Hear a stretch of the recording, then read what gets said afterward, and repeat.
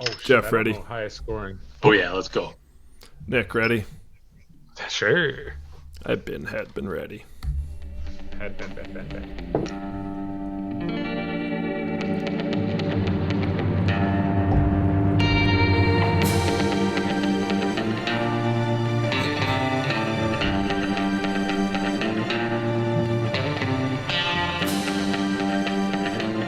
Freshly picked and ready for consumption.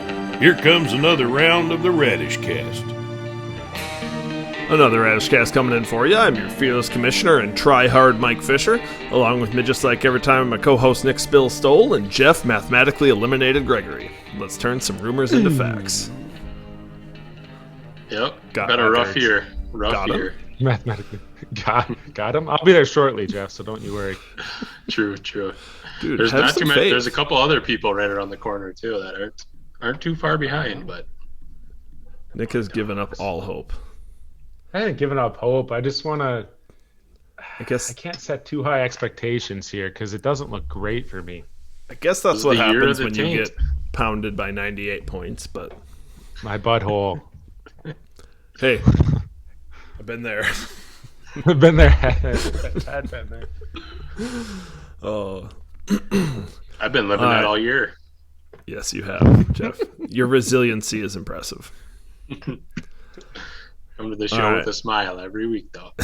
Every week.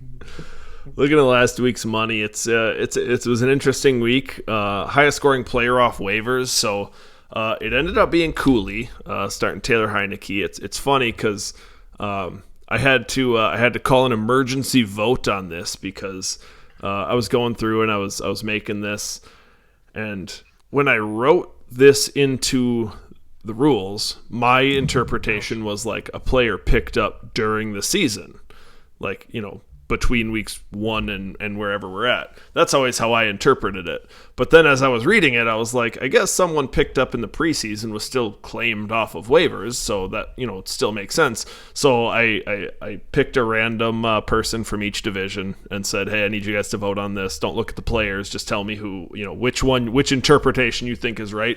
And they said all year. So Heineke was picked up immediately after the rookie draft, and it works.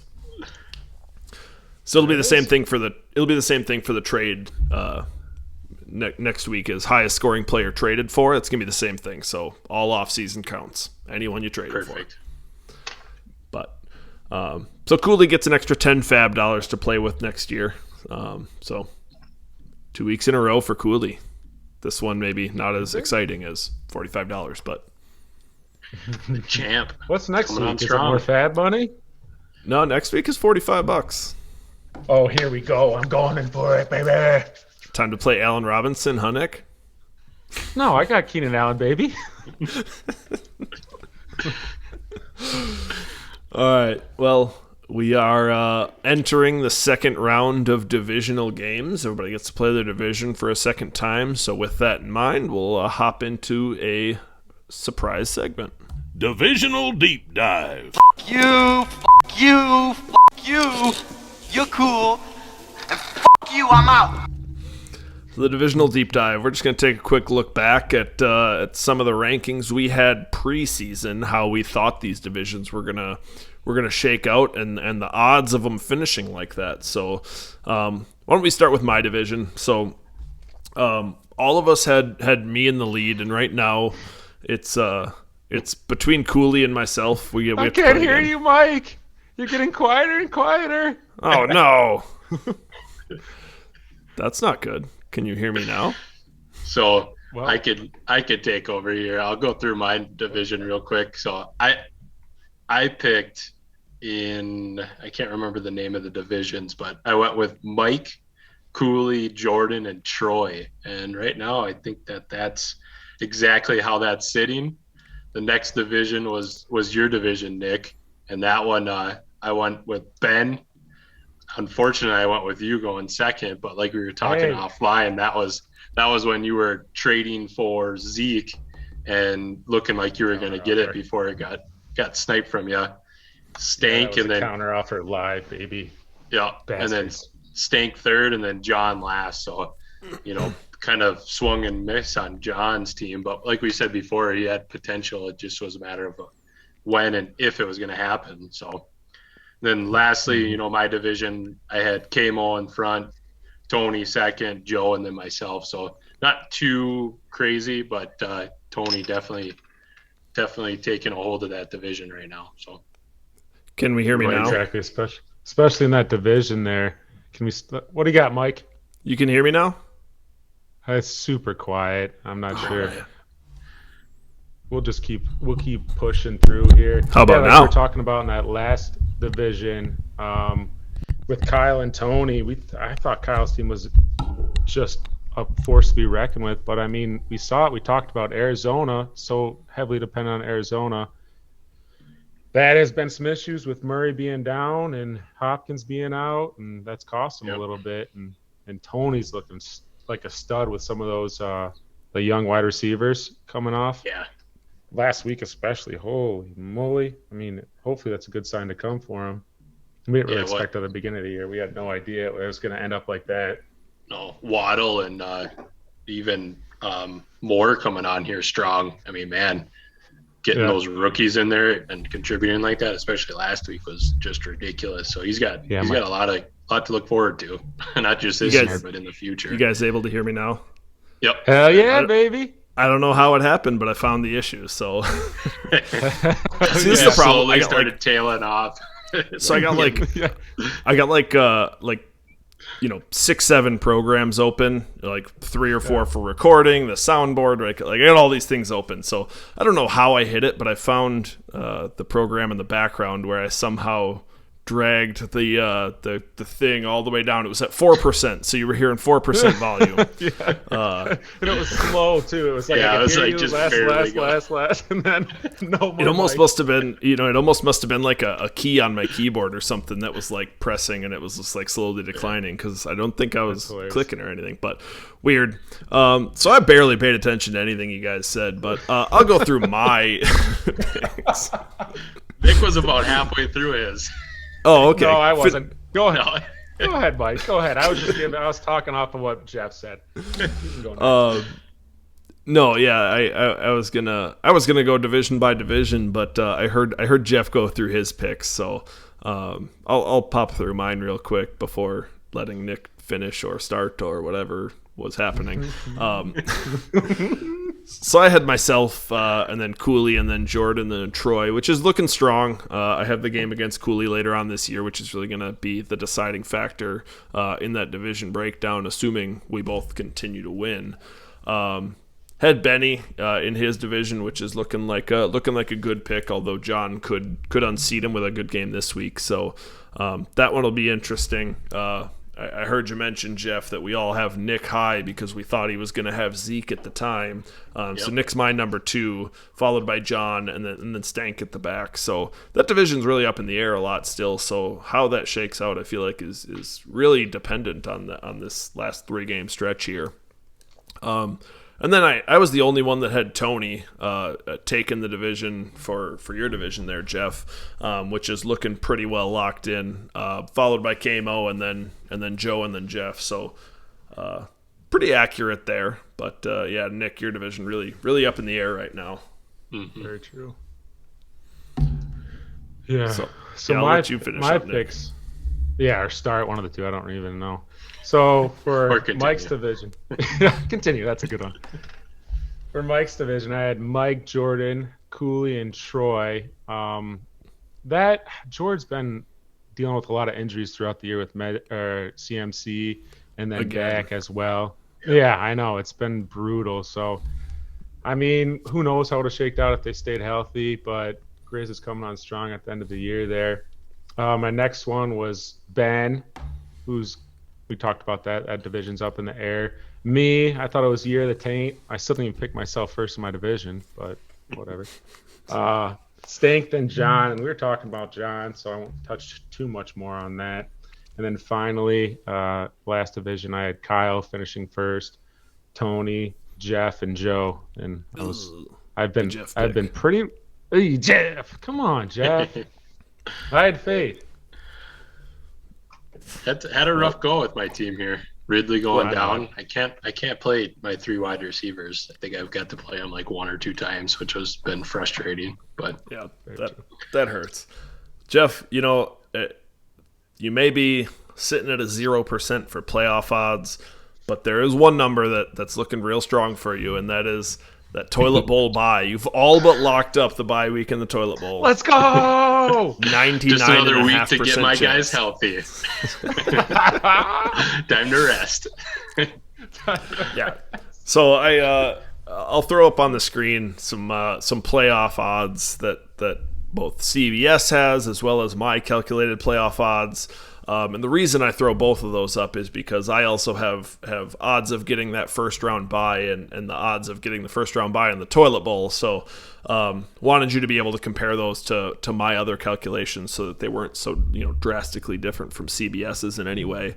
Probably the biggest discrepancy I see here is that Nick, my sheet's got you all the way up at 31% versus just under 9% from CBS. So I know CBS uses a year-long scoring average. My spreadsheet uses a last 4 games average. So while your last 4 games aren't necessarily super impressive, I think it really knocks down some of those other teams. John's had a real bad 4-game stretch here, and that he's 10 percentage points lower. Cooley's year-long is a little higher than his last 4. So both of those guys, I think, drop down, and that's where your percentage is kind of hopping up. Anything else interesting you guys are seeing here? I wanted to add a little bit to that. I mean, last 4 games, when did I score that 50-pointer? Was that like right outside the limitation? That's probably the big... I could take a look, look, a couple but weeks ago. I believe that was like 6 weeks ago or so.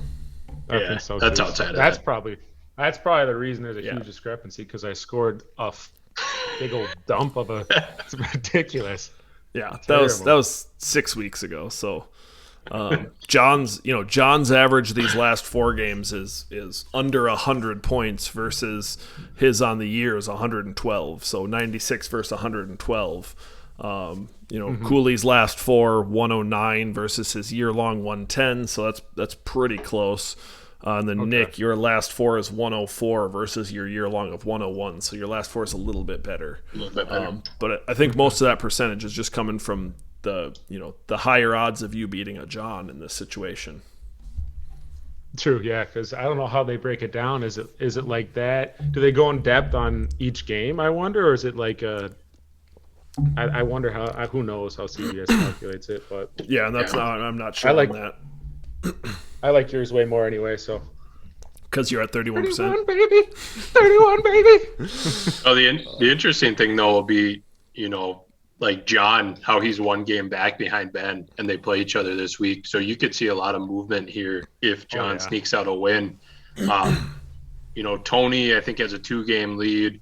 Mike, you got a 1-game lead playing Cooley still. So there's a couple more things that still need to get locked up that can create some movement up and down here. But I think the big thing on the spreadsheet is there's 6 teams right now that are pretty well locked into that playoff bracket, with Nick probably the biggest chance of sneaking in there. But even at that, you're going to need a lot of stuff to go right and get pretty lucky. So that's really the only big thing that I see is kind of that playoff or that buy odds is pretty cool to calculate that with Tony at 90% and Ben just over 69%.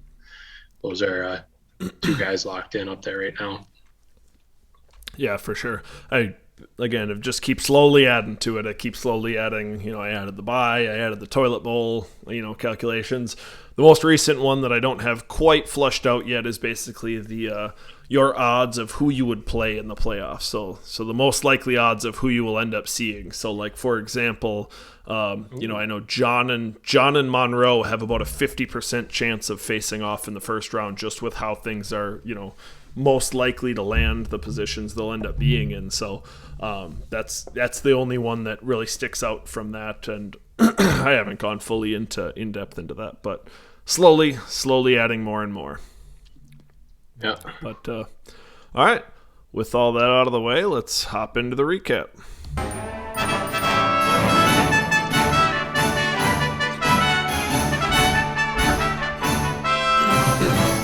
This here's the Radish Recap.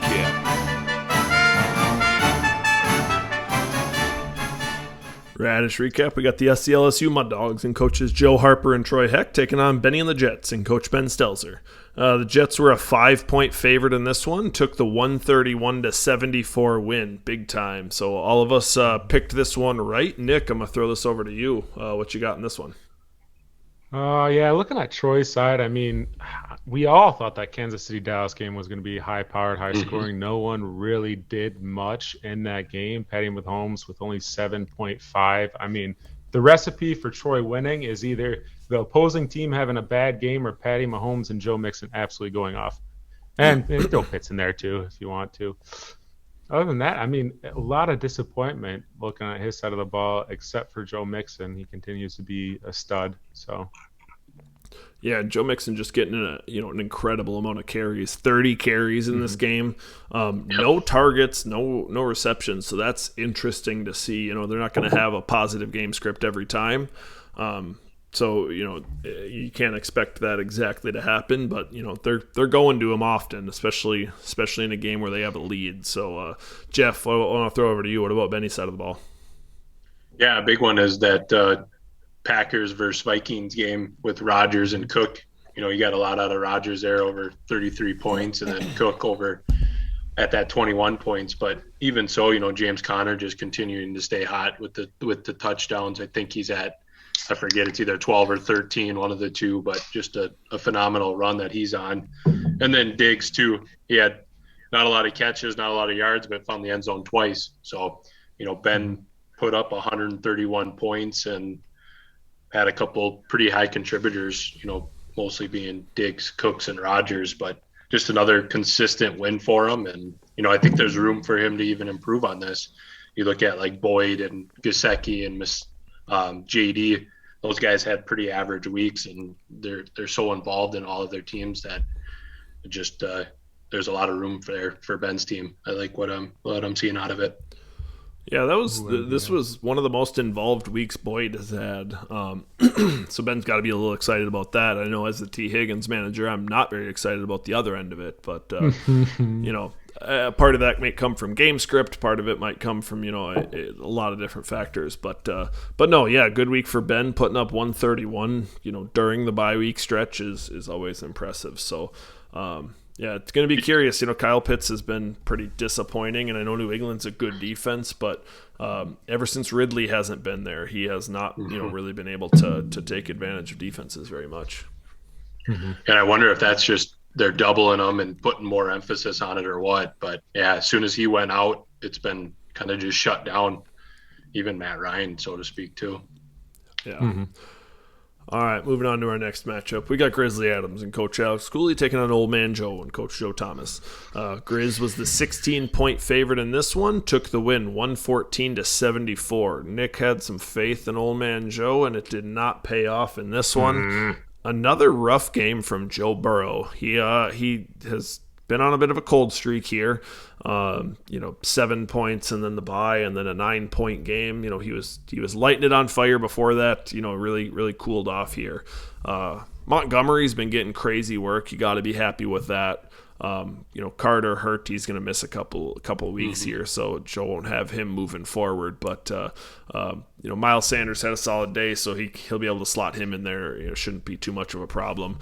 Curious to see how long AJ Brown is out for. That's not. Joe might have a real rough stretch here without him. Unless Ayuk and DJ Moore can really step it up, but not a lot to be excited about. You know, Joe had a pretty rough outing here.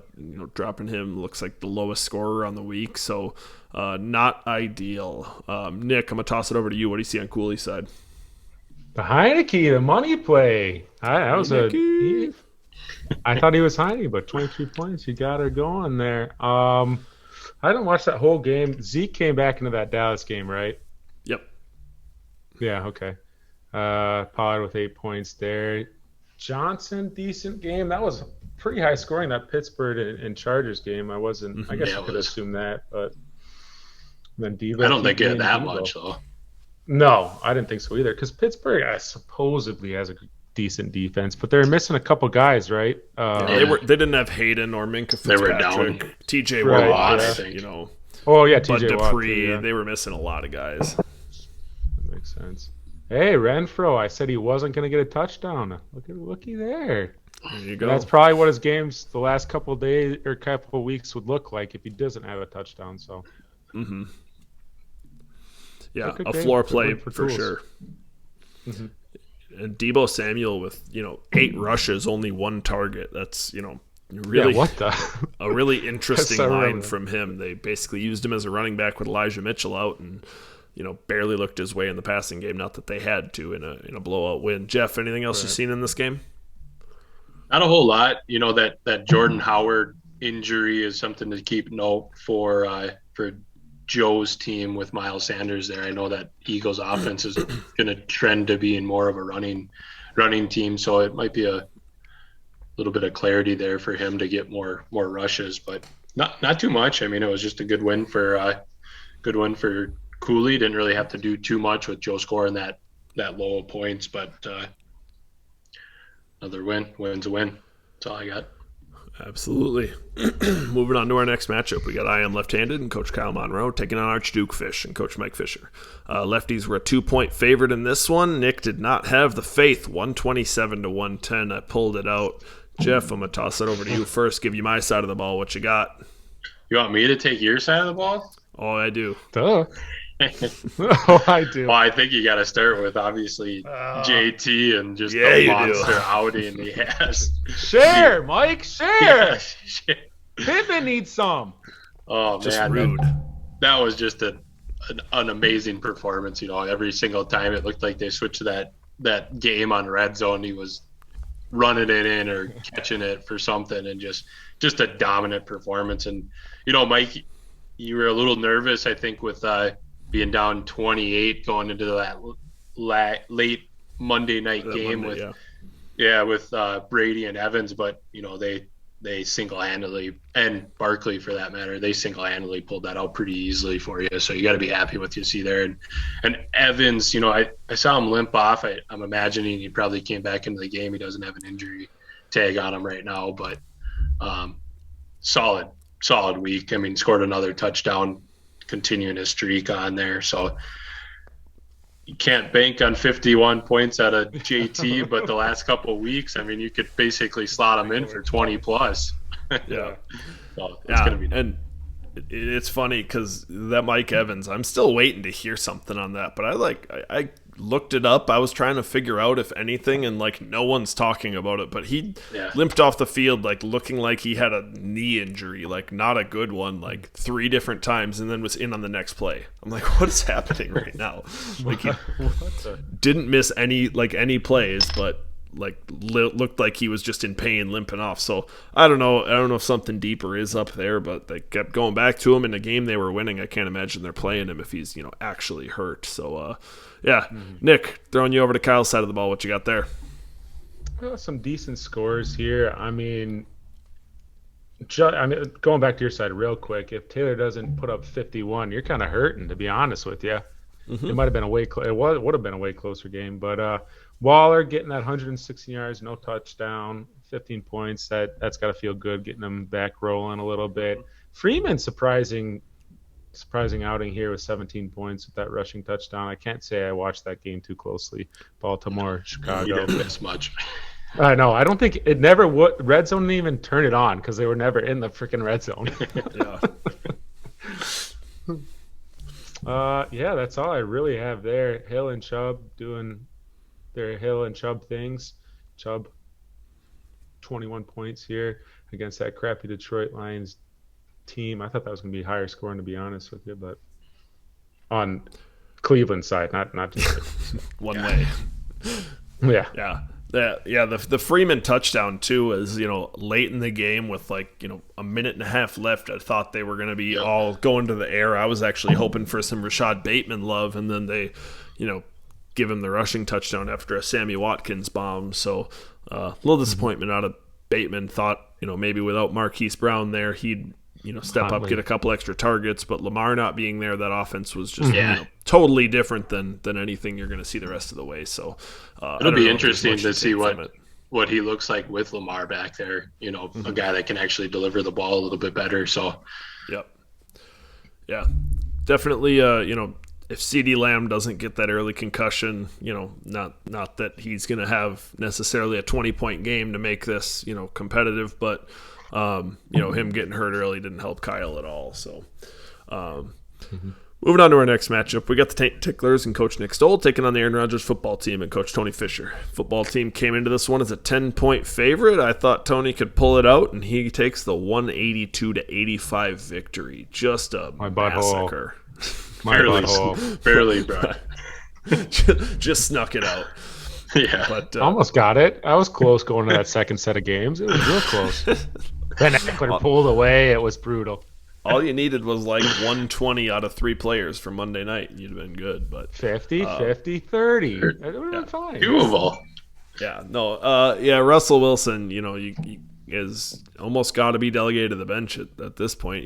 That's what I'm saying. But do you really can you really keep going with him? And that's the painful part is it's tough. It's always tough to sit your studs, and that's you had to learn for 5 weeks before you started benching Allen Robinson. So I know so sad. It's painful. It's tough when a guy you expect to go out there and get it done doesn't. So.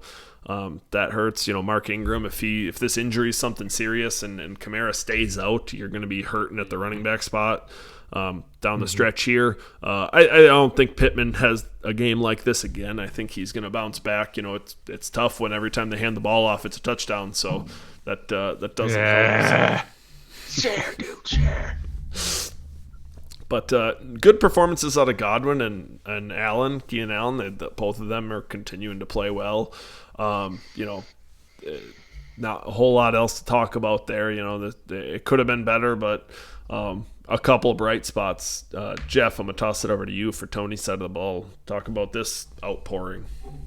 I mean, there's literally one person on his team that didn't score double digits, and that was Alex Collins. And even with that, he had room to have a pretty nice game. So I don't know where you even start. You look at Eckler, who had 38 points. You look at Justin Jefferson with 33 points, Elijah Moore with 25 plus, and then Waddle with a modest 16, and Josh Allen 16 points. And you scroll down to his bench, he's got Herbert down there at 34 points. So, if he, I think Tony mentioned it in our group message, if he would have played Herbert, he would have broke that 200-point threshold, and it's just like unreal. Just everyone on his squad performed, and it was a pretty impressive outing. Yeah, so it's crazy having the ability. Twice this year he's 182, 190 something the other time. But that same team has had 70-point games 2 weeks ago, and so it's boomer bust, it's crazy the range that his team has right now. But Nick, what else you got in this game? Oh, it hurts. I mean, after the 1 o'clock game, I was so disappointed. I basically tuned out for the rest of the Sunday. I had it kind of playing in the background. I mean, I was getting my asshole stretched. Actually, Tony beat me in 3 different leagues. He just bent me over. It just was brutal. He had to bring that up in our group chat this morning. I guess I'm calling him daddy now. I don't know. I don't know. I guess that's what I got. I think you have to now. I don't think I even play him in other leagues again. I have to look until I get a win against him again. It's just gonna be daddy fish. You can call me daddy now. Oh yeah, give me that drop, baby. Nick's bum of the week. Spare any change, sir? No, off. Fuck Kenny Galladay. Let's just get it out of our system here. 1.7, 2 targets, 1 catch for 12 yards. Like, dude, I drafted you so high with the Lions, and he just looks like trash. He's not getting any targets anyway, so I am out on Galladay. He's going to the bench too. I'll start fucking anyone. Bourne. Yeah, definitely Bourne. No hope now that Jason Garrett got fired as offensive coordinator. No, he just doesn't have. I know him and Danny Dimes were kind of arguing on the sideline earlier in the season. There's just no chemistry there, I don't think, and I think he's not getting many targets, but he's not on the field that much. It feels like. Yeah. Like I was watching that game. He's a lot of passing downs. He's still like, I don't understand it. I have to look at the breakdown. Maybe it's not as bad as I think, but pissing me off. They got a lot when they're healthy. They got a lot of wide receiver options out there, so it's something to take note of. Because I don't know, I haven't tuned in too many Giants games, but his outings and fantasies are not good and haven't been all year. Piss poor. Yeah. Not even getting targets. Daniel Jones just looks bad. Just True. Bad. Like he does not look like a good quarterback. So I just don't know how much he can support in that offense. All right, moving on to our next matchup. We got Jays Juggernaut and Coach Jeff Gregory taking on Cobra Kai and Coach Kyle Stankowski. A dead even line in this one. We all thought Jeff would pick up his second win of the year. He does not, taking the 107-90 loss. So Cobra Kai getting the win here. Nick, I'm going to toss it to you. Why don't you talk about whatever side you feel like? I'll leave Jeff's side to Jeff here. I'll talk about Cobra Kai here. Devontae Adams, I mean, I was a little bit wrong with that over-under pick. The last couple Green Bay games have been a little bit lower scoring. This one was not. I was very wrong. Everyone fucking went off in that game, so don't listen to me. Kadarius Toney, how many? Let's see the target breakdown for this fucker. 7 receptions. 7 receptions on 12 targets. Yeah. Okay. Galladay gets none of that shit. Thielen, yeah, another one to double up. That's what I thought was going to be the reason that you won this game, Jeff, but it literally was the opposite. That's the reason you lost this game. So, sorry, buddy. Hey, it happens. Yeah, and all that getting done with, two almost 30-point quarterbacks on his bench, starting a sub 10-pointer in Tannehill. Tannehill, yeah. four interceptions, I think, 2 fumbles as well. It was a bad game for him. So, I mean, to get out of there with 9 points is impressive, honestly. But yeah, I kind of got to agree with Kyle Monroe. I don't know what the heck he was doing benching Jalen Hurts after Jalen Hurts has been just on an absolute tear the entire season. Yeah. So that was he's picking with his heart, man. Picking with his heart. And it worked out because he still won. It's fine. Yeah, it worked out. So, Jeff, talk about your side of the ball. Texted me I think Hurts ran in his second one, and it was like the first quarter, early in the second. He's like, yeah, bold moves benching Hurts right now because he's going off.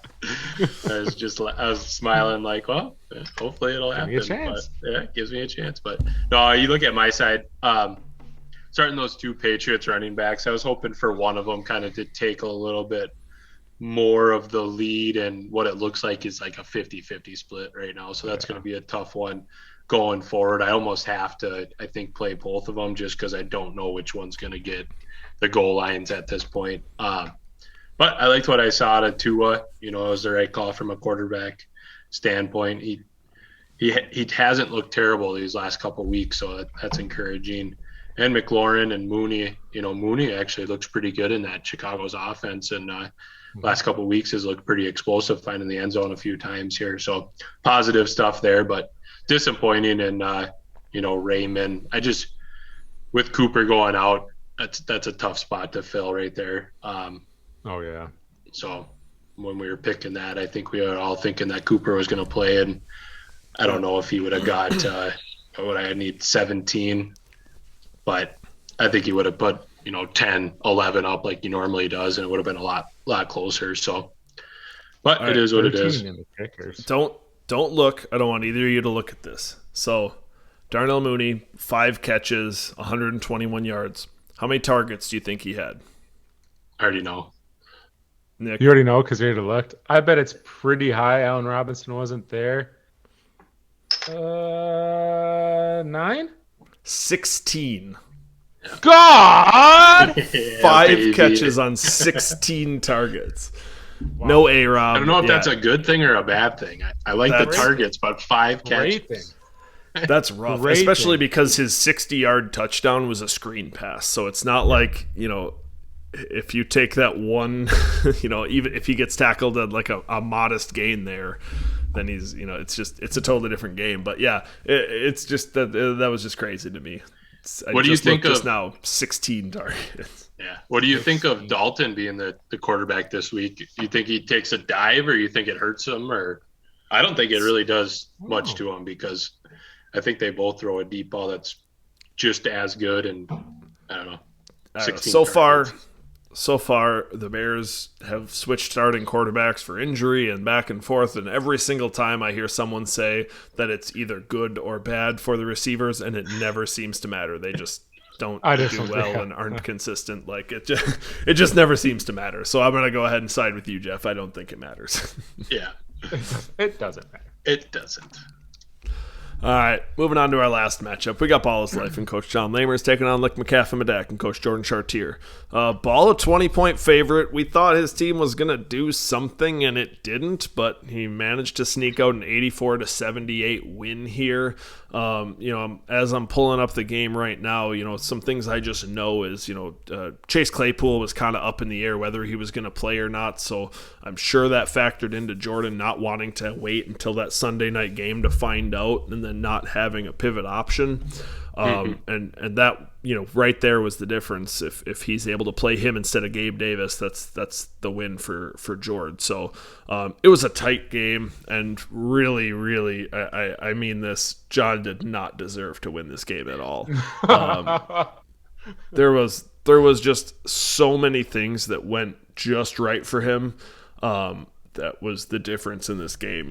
Daniel Jones getting the ball at the 10-yard line to be able to throw in a touchdown pass. Mike Williams getting a last-second touchdown to win that game, a 53-yarder. That's the only reason he had a decent game here. Ronald Jones gets the rushing touchdown instead of Leonard Fournette. That would have been the difference in the game. So there was just a lot of stuff that could have went wrong, but at the end of the day, John held on. He picks up another win. He moves to 7-4. Nick, I'm gonna toss it over to you. What are you seeing in this game? Terrible quarterback play is what I'm seeing. Danny Dimes with 7.68, and Dak with 2.64. Good Lord, that's a couple bad weeks from Dacky. DK Metcalf, I think Troy mentioned it. Be wary about starting those. I think Lockett had a decent game, didn't he? Like 11 or something. I'll take it. Yeah, but DK tough. That Russell Wilson looks like booty hole. We talked about that. AJ Dillon, I thought he'd have a little more in that high-scoring game, but shit, it was just all through the air. I thought Gallup might have a more decent game too. 115. Okay. Yeah, so, I mean, John, good win here. Like Mike said, pulled it off even though you don't deserve it. I need you to lose, though, buddy, this week. All right, Jeff, what do you got on George's side? Yeah, why don't you just hit it there, Mike? I'm totally ready for this, so I'm going to talk while I am remaining ready. Jeff's worst coach of the week. Yeah, I'm going to have to give this one over to Jordan, kind of piggybacking off of Troy's analysis last week of what could you have done to win a game. And Mike, you mentioned Claypool was sitting on his bench, but even Gronk was sitting on his bench. And if he plays either one of those guys, and I know both of them are kind of up in the air with injuries, where they're going to play or not going to play, but he had some options, I think, with his lineup that he could have done to sneak off this win. And John only putting up 84 points and still losing is enough for Jordan to take over the worst coach of the week. And he only scored, 5 more points than Joe did from the lowest outing. So a couple things factoring in there. Yeah, I no disagreement there. Yeah, it's tough. We're going to run into that this week. I think 3 Thursday games, and so do you play the guy you know is going to play on Thursday, or do you wait for the guy that's up in the air for Sunday, and now you got a lot less pivot options. So it's tough, but I think he deserves it. So looking at our standings, I inadvertently texted Nick that he was 0-6. He was actually 1-5, so I corrected that real quick. Good job. You picked up one, Nick.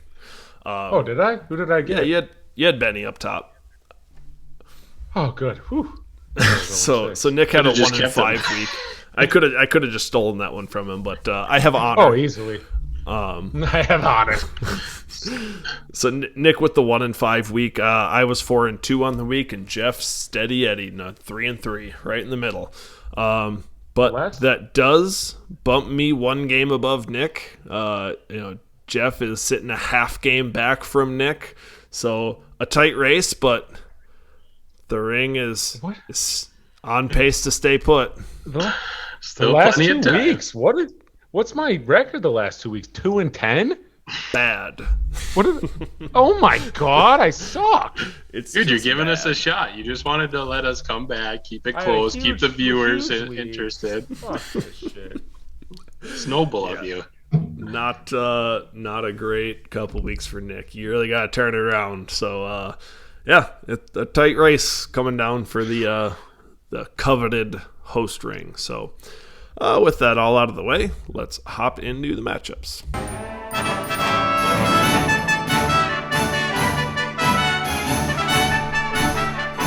Dive on into the Husky League matchups.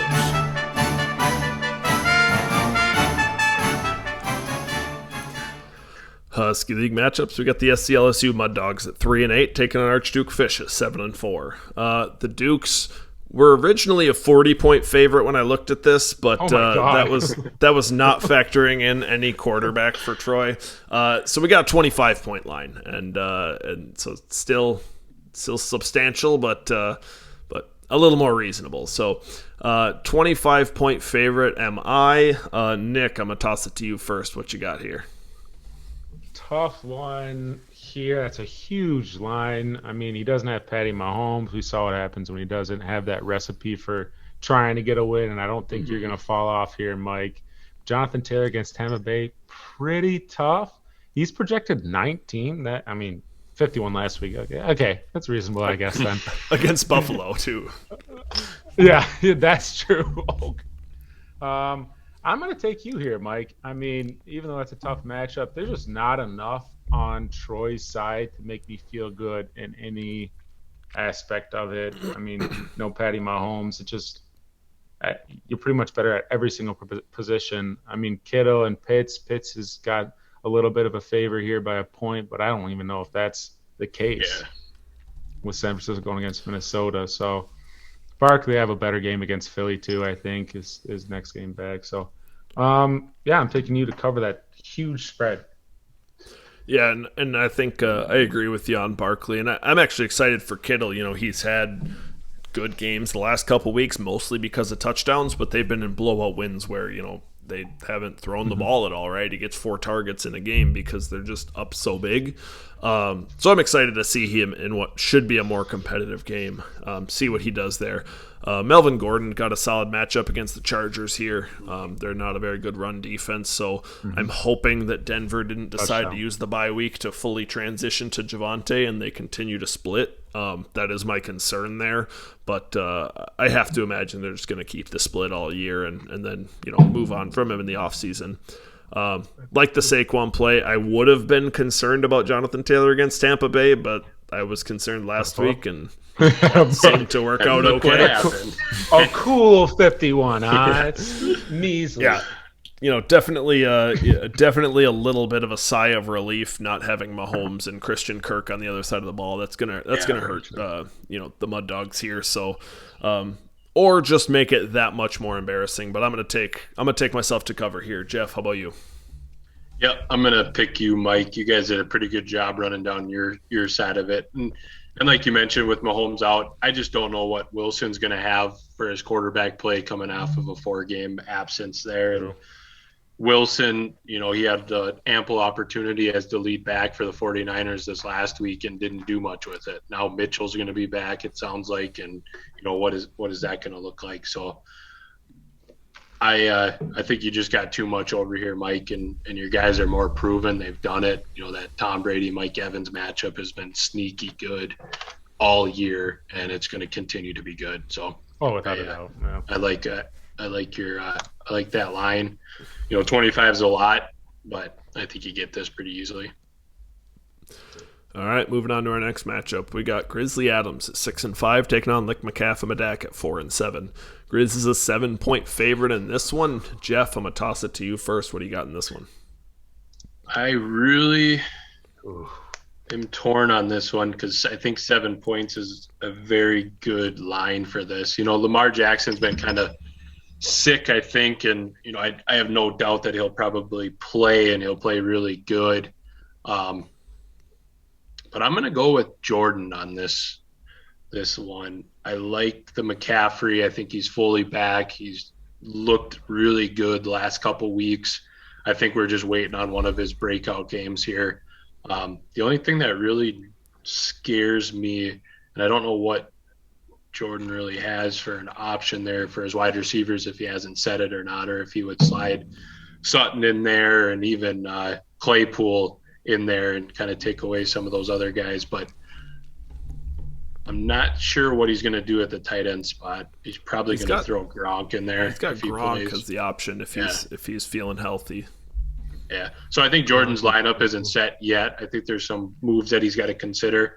But I mostly am picking that because I think Prescott's going to have a bounce back game, and I think McCaffrey's going to have a monster game. And I think he's going to get enough out of his wide receiver, whatever group he decides on. If he sticks with Crowder, they're going against the Texans. That's been a pretty favorable matchup this year. So yeah, I'm going to roll with Jordo.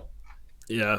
I think McCaffrey's going to have a monster game there against Miami this week. I think that in itself, is going to make up a huge, George's got a bit of a deficit at the wide receiver position, but that advantage he has with him and Leonard Fournette at that running back spot is really giving me some confidence in Jord here. I'm gonna take Jord. The 7-point line is I agree with you, Jeff. It's a good line, and I think it's just about right. I think Jordan's able to cover it. I'm gonna take McCaff here.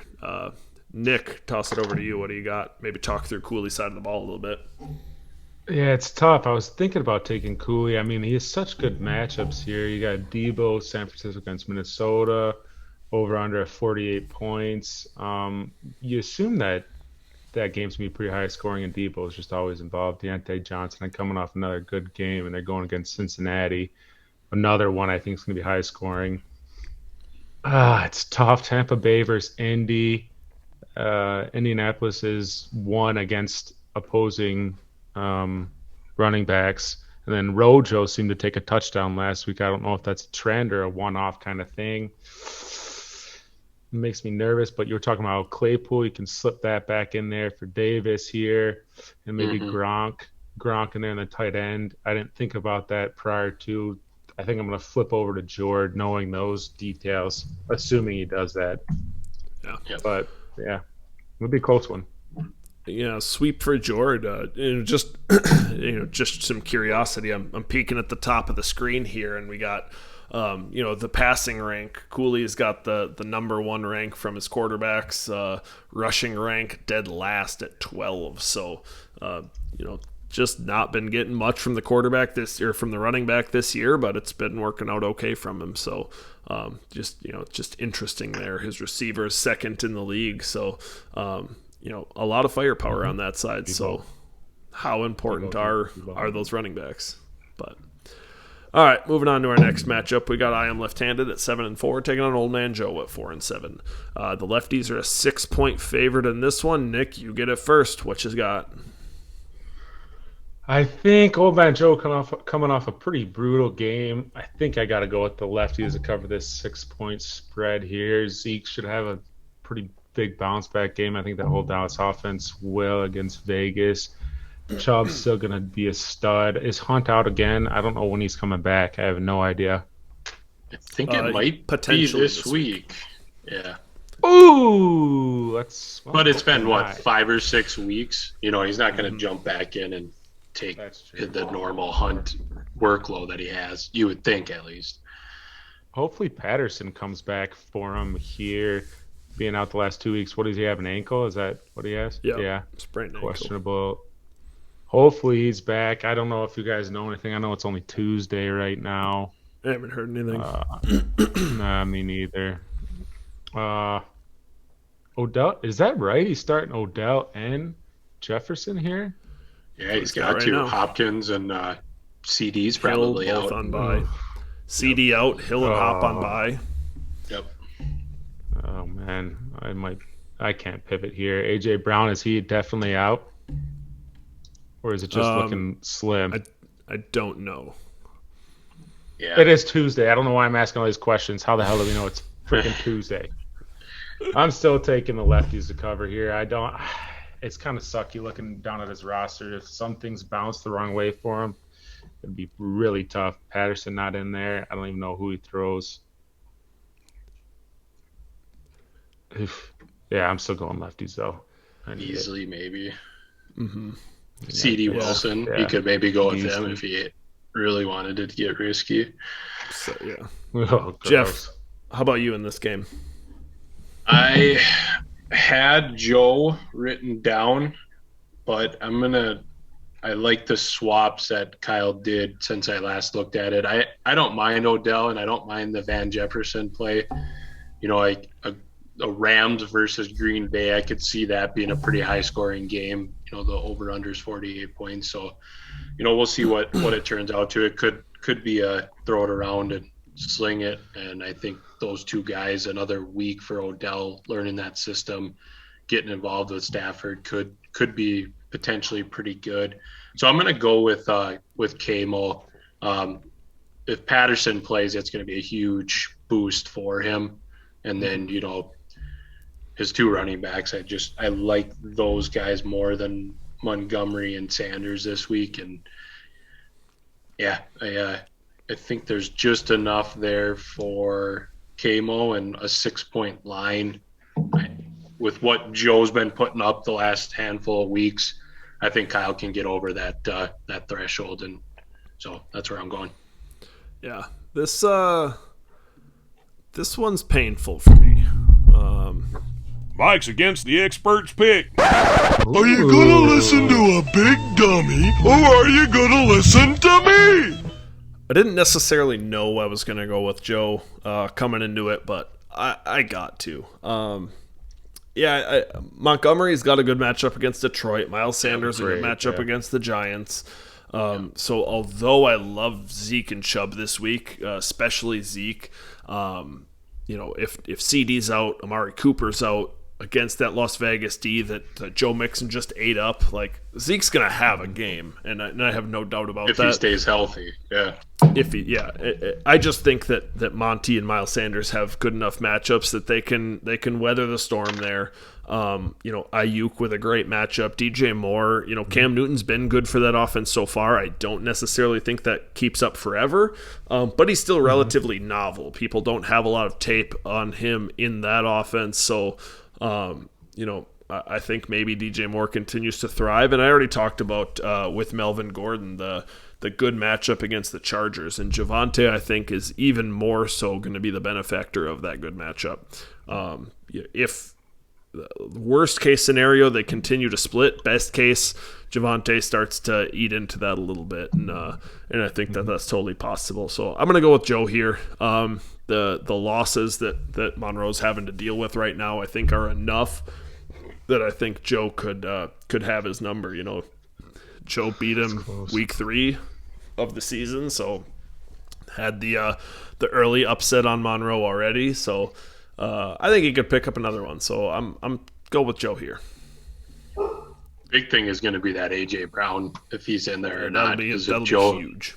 Yeah, if Joe doesn't have him in there, then it's going to be a tough one to fill. But no, I don't mind the pick, Mike. I had that. It's close. Yeah, it's close. I had him written down.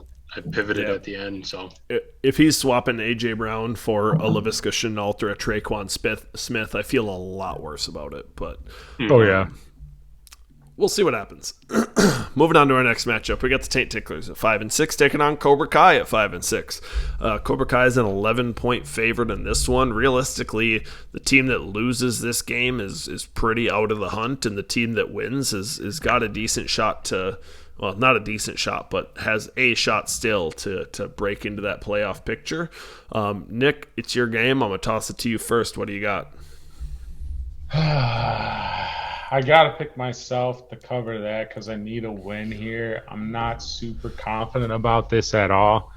I mean, we got Alvin Kamara and Ingram both playing on a Thursday night. Both have injury designations. I don't really see Kamara playing.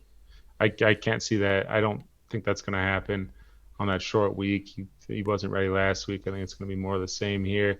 Makes it tough. I don't know what I'm going to slide in there. Devontae against the Rams. I don't know. Hopefully he pulls that number one coverage over there and they shy away from a little bit, but it's Devontae, so it's probably not going to happen. I'm going to take myself, and I'm going to take Keenan Allen as the highest scorer for a trade this year. That's part of the reason, baby. Jeez. And then I got a start 'em, sit 'em question here. Do I keep rolling with Russell Wilson, or do I pivot to frickin' Ben blows Roethlisberger? I'm probably going away from Russell, and whether that means you're going to Ben or to Simeon, or the best case scenario for you is they suddenly announce Hill's a starter or something like that. But I probably am not continuing. But he's playing Washington. I play Russell. That's what I'm saying. You play Russell, and then you got Ben against Cincy. I'm not playing Simeon because I'm gonna potentially start 3 guys there. So I wouldn't against Buffalo on a Thursday game. I'm not about that. So it'd be between Ben and Russell Wilson. Ben playing I'd probably Cincy. go Russell. I hate. Yeah. Jeff, you how think about you? so? Russell against. Oh. I'm gonna go Russell as well, and mostly because it just seems like this Pittsburgh-Cincinnati is like a grinded out game, and there's just a bunch of field goals, and it's low scoring normally in the past, and that's from a couple of years back. But I don't know. You got Russell Wilson, you traded for him, you got a favorable matchup. It's Monday night. Don't overthink it. Just keep rolling with him. I think he'll have a bounce back game here. Oh, it's scary though. As someone He's who getting multiple LP too. times on this show told you I probably was gonna, bench Russell, and I'm pivoting live. So, yeah, I'd roll Russell. Looks like we lost Nick. So Jeff, why don't we talk about Cobra Kai's start sit here? So he's got Hawkinson versus Knox in that tight end spot. What do you think as far as those two? So Hawkinson's going against the Bears, and who is Knox going against? Knox against Pittsburgh. No, not Pittsburgh. New Orleans. Sorry. New Orleans. Both Thursday night games too. I'm gonna keep going with Hawkinson. He's the number one passing option there, even though he's not getting the amount of targets he should. I don't understand why, but I think if the Lions are going to be down, which I think they are, unfortunately, they're going against the Bears, so I don't know why they're going to be down. It's embarrassing. It's got to go somewhere, and it's going to go to TJ. So yeah, I'd roll with Hawkinson. I'm going to agree with you with a contingency plan. So I got a flow chart here. If Jared Goff plays, you play TJ Hawkinson. If it's Tim fucking Boyle, then you do not. Tim fucking Boyle. God, he's bad. Goff's trying to play. That is what it looks like. And so as long as it's Goff, I'd roll Hawkinson. Nick, you feeling the same? I ain't telling this bitch who to start. Good. I love it. All right, before we walk away from this game, I got Albert O, right, Nick? Yeah, exactly. Before we walk away from this game, I do have one more thing. Nick's Garbage Time All-Star. I'm the trash man. I come out, I throw trash all over the ring, and then I start eating garbage. I can't lie to you. I totally forgot that this was my Garbage Time All-Star. But I was debating starting him against Buffalo. I just can't do it. It's Simeon here. It feels like every week he's a Garbage Time All-Star, and it kind of gets him back in the game a little bit. I think he's going to score a touchdown, and that's the contingency, right? It's scoring a touchdown for a quarterback, right? Mm-hmm. Yep. Yeah. So that's who I have. Yeah. Did I ever say who I was picking in this one? Can't remember. I'm going to go with Cobra Kai if I didn't. I might have forgot to throw it to you, or I don't know. I got thrown off by Nick just leaving halfway through. Sorry, I couldn't see anyone. I got froze again. What did you have, Mike? Because I was gone. Did I say who I had? I might have really got thrown off. I don't think anyone did. I got Cobra Kai. No, yeah, you're right. We just really got thrown off there. I got Cobra Kai. I think Ty Johnson sliding into that starting role for the Jets. Elijah Mitchell coming back. I think he's going to have a solid game from those guys. Jalen Hurts going to have a great game. I'm all Kai this week. Jeff, anything else to say here?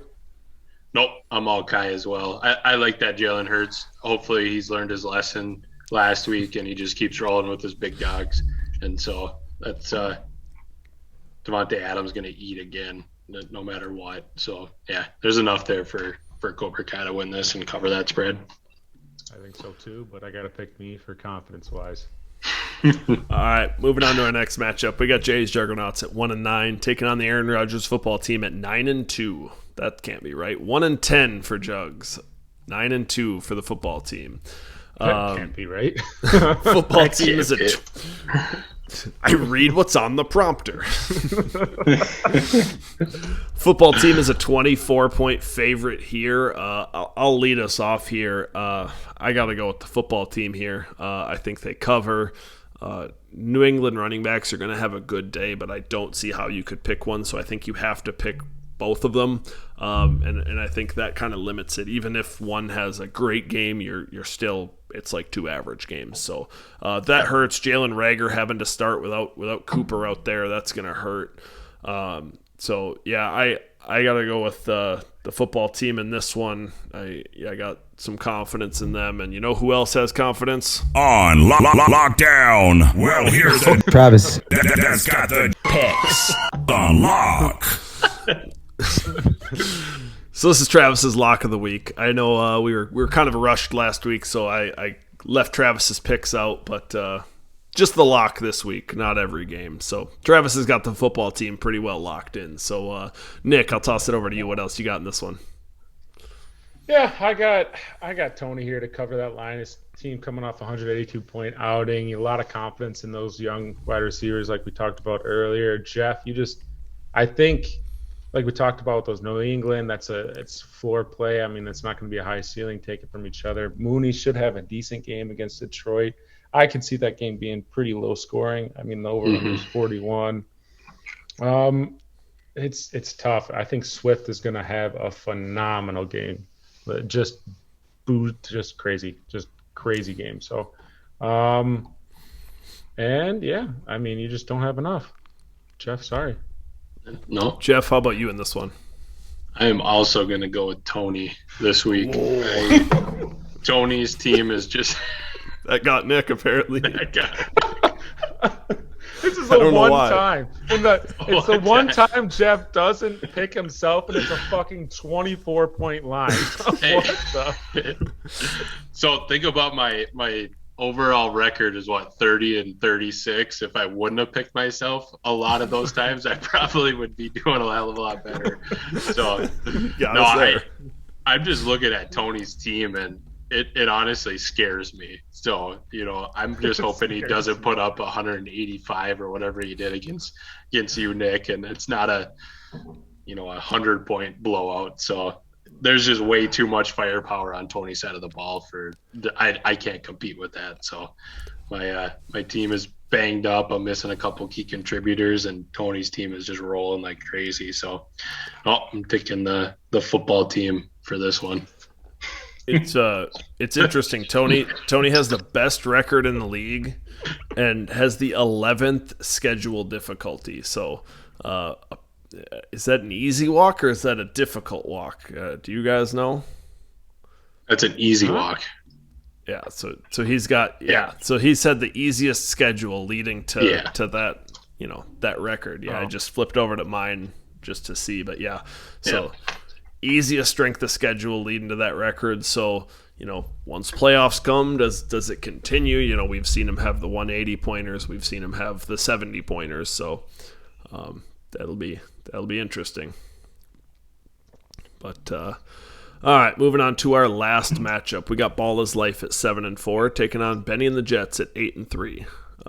Ball is a 14-point favorite in this one, and it is our... Hot diggity dog, it's the game of the week. All right, a game of the week here. Jeff, coming right back to you. Lead us off. Yep. This is definitely the game of the week. There's a lot riding on this matchup for seeding and playoff contentions. So I'm gonna go with Ben this week. You said the line was what? 14 points for John. Yeah, yep. I'm gonna go with Ben. I think I like that Rodgers play. I could see that game, like I said earlier, being a pretty high-scoring game. Cook has just been, Delvin Cook, like Diggs, Lockett. I think there's enough here. Mike Williams is hit or miss, like you said, Mike, earlier in the game, very earlier in the podcast. If it wasn't for a late bomb touchdown, he's sitting at 3 or 4 points for another week, and who knows what A.J. Dillon's going to look like. So I think there's enough here for Ben to get inside that 14-point margin. I don't know if he wins the game necessarily, but I think it's a pretty close one. And I'm going to, partly because of that, I'm going to pick Tyler Lockett as the highest scoring traded player this week. So all it takes with him is, we've seen it in the past, is 1 or 2 bombs that rolls into a touchdown, and he puts up a pretty good outing. And I also have another player on Ben's team that I like to highlight here. Jeff's keep on cooking. Who wants some man meat? I do. I want some man meat. So I went pretty strong on Ben's side, but Delvin Cook is going to be Jeff's keep on cooking player this week. So he's just going to keep on cooking and get above that 20-point threshold and do enough to hopefully cover this one for me. So Delvin, keep on cooking. Mm-hmm. Yeah, James Conner has kind of been the surprise, cheat code for Benny here. Just insane touchdown numbers. I feel like once that offense gets fully healthy, he's going to dip. Once Kyler's back, Hop is back, it won't all be going to Conner anymore. So those guys come back healthy after the bye. That could hurt. Him having to slide J.D. McKissick into that RB2 spot, assuming Hunt isn't back, isn't ideal. Even if Hunt is back, do you trust him week 1? So all that being said, a line that favors John that heavily, which, a big part of that is on A.J. Dillon projected for 15 at the Rams. That's tough. Mike Williams and DK, we've talked about him a couple times, that they've just been disappointing. So I'm going to take Benny. I think Benny covers this one, and I think it's not overly close. But Nick, throw it over to you. What do you got? I got Ben too. I mean, Cooper Kupp getting slid back in that starting lineup looks a lot better. I kind of forgot about him when I initially was making my picks. I mean, I think if Hunt plays, I might start him over McKissick. Probably. That game's. I think I would. I mean, what's your ceiling for play there? 5.9 last couple of weeks. I mean, Seattle has not looked good, so maybe it's a possession game and Gibby gets a little more handoff. I think I'd throw Hunt in there, even if he plays just coming back. I don't think it's a decision really. I'm going to take Benny here. I think he has enough to cover that 14-point spread. And we had Ball His Life having a crappy week last week. Is Matthew Stafford going to get right against Green Bay? They got a good defense some weeks, and I don't understand it, so I don't know what's going to happen with that. It's not a primetime game, so maybe Stafford will blow up. So we do have a quick start sit here. So John's wondering for that RB or wide receiver 3 spot. He's got Mike Williams in there right now, going against Denver. And then on the other side of the ball, he's got Jerry Jeudy going against the Chargers there, or Michael Gallup going against the Raiders on Thursday. That's a tough one for me. I feel like I should lean Gallup with those other 2 guys out. But Dallas's offense wasn't that great, and you could see him splitting it out a little bit more, going to the running game. I feel like I gotta go Gallup, though. I don't really trust Mike Williams, what he's been doing lately.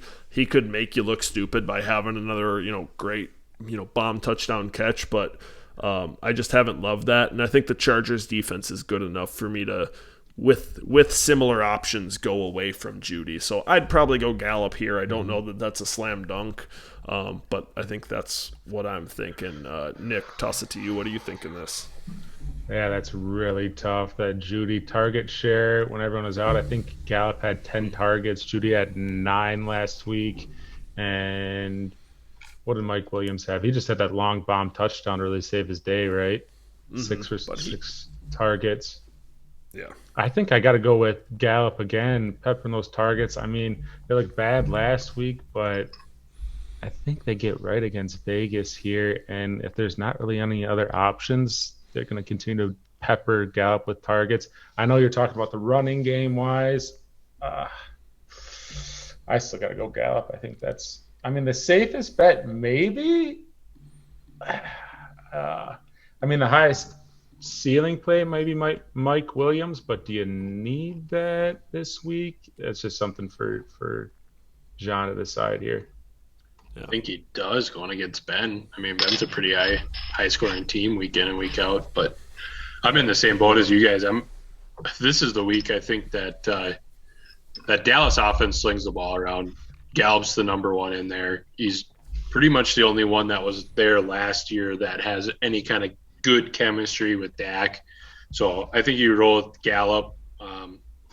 It's not really close for me this week. I don't like the boom and bust that we've seen from Mike Williams the last couple weeks. And Judy, there's a lot of mouths to feed for a pretty bad quarterback throwing the ball with Denver there. What? 2 gloves, my boy. Yeah, 2. Teddy 2. So yeah, no, I'm with you guys. I'm going Gallup on that one for the wide receiver 3. Good spot to be in for John though, to have 3 solid options to juice from there. Yeah, for sure. All right, let's do what we always do. Ask me the questions, Bridgekeeper. I'm not afraid. This here's Mike's. Will it happen? Mike, did you ever pick your who your wide receiver is going to be?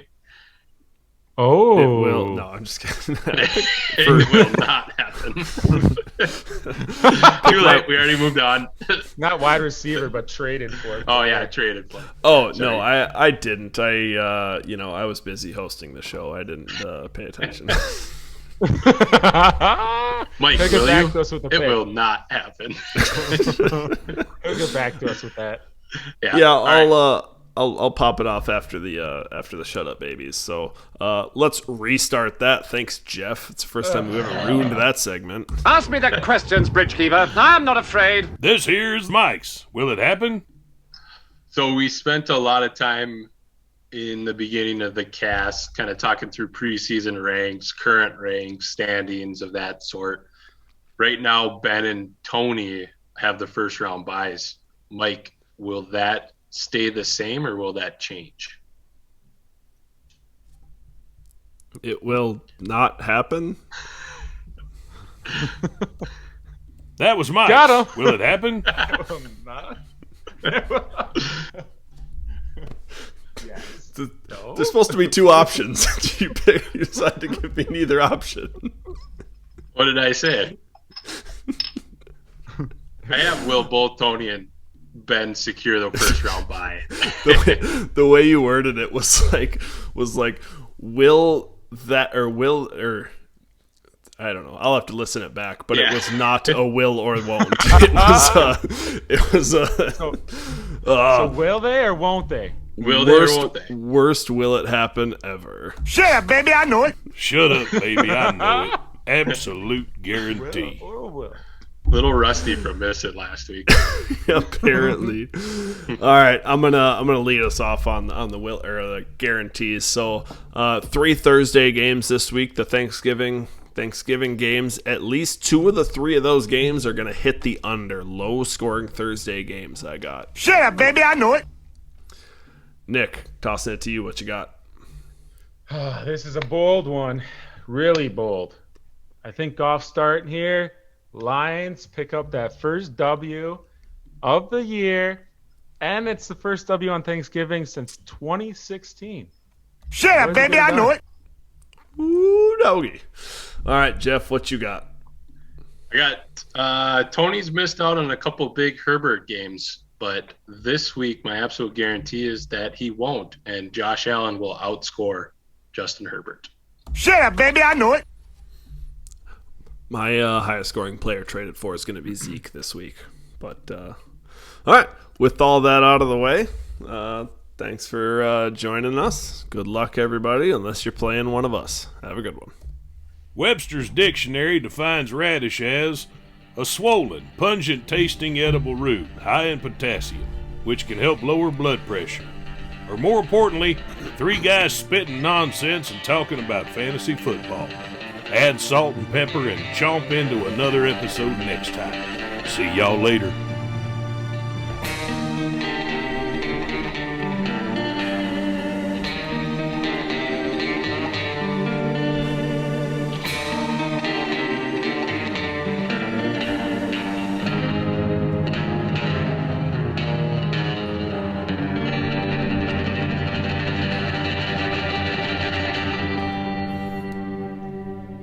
Everyone's pros again.